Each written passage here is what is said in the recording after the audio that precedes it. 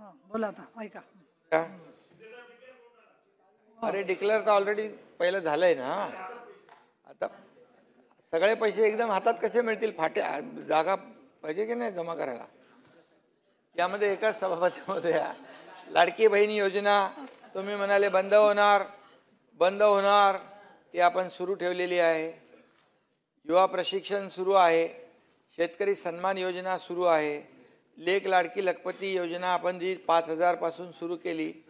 उच्च शिक्षणाचं सभापती महोदया पूर्णपणे 100% 50% होतं ते आपण शिक्षणाचा विषय म्हणून मी सांगतोय. तर या सगळ्या ज्या काय आपण त्यावेळेस घोषणा केलेल्या आहेत, काही लोकांना वाटत होतं नाताभाऊ हे काय फक्त घोषणा आहेत, परंतु त्याची अंमलबजावणी आपण केली.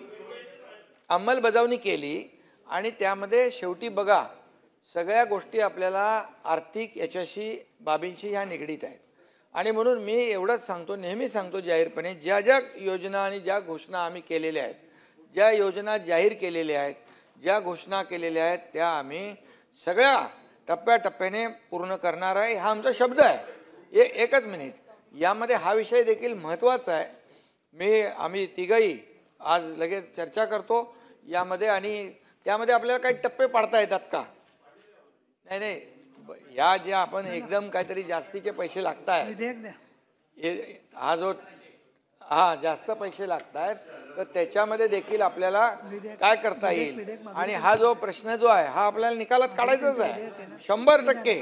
याच्यामध्ये जे आम्ही बोललोय ते बोललोय, कधी बोललेलो आणि आम्ही परत घेणार नाही, प्रिंटिंग मिस्टेक म्हणणार नाही, समजलं की नाही. पण हे देणं जे आहे हे देणंच आहे. फक्त त्याच्यामध्ये देताना काय आपल्याला टप्पे पाडून कसे देता येतील या बाबतीमध्ये अंबादास आम्ही मुख्यमंत्री आणि आम्ही चर्चा करून याच्यावर लवकर निर्णय घेऊ. हे 100% द्यायचं आहे. याच्यामध्ये बिलकुल काही मतभेद नाहीत.